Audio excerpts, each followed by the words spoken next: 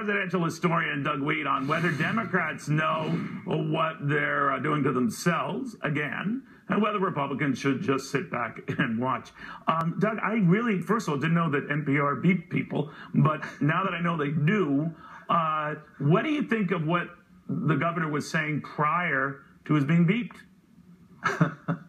Well, you mentioned McGovern, and Republicans had their own moment where it was perceived that the party had been taken over by the extremist in their party in 1964, went down to defeat. Right. I say perceived because Ronald Reagan used the same platform to win a landslide victory, but perception's important.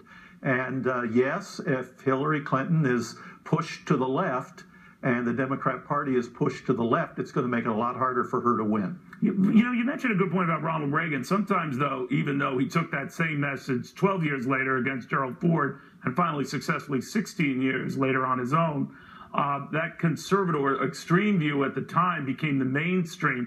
So for all I know, this extreme left view becomes the mainstream of the Democratic Party.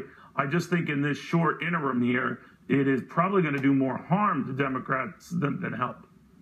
Well, to me, I think you're right. To me, the real harm for Hillary Clinton and for the Democrats is to have anybody challenge her.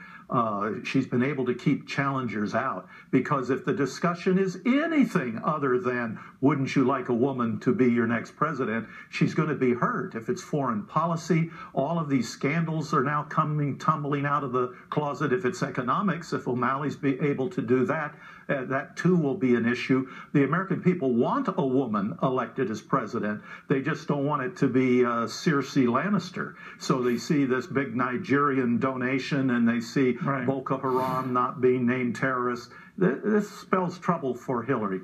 All right. You know, the one thing that comes up, though, here, Doug, is this idea that she will have to then account, if it is Hillary, she is going to have to sort of put in perspective here whether she is for him or against him, for business or against him, for banks or against him. The extreme left will tolerate very little middle ground. And I'm wondering, with the American electorate that largely lives in that middle area, is that going to tick them off? Yes, it will tick them off. It's a high-wire act. Running for president is a high-wire act. And that's why I say any challenge for Hillary Clinton is problematic.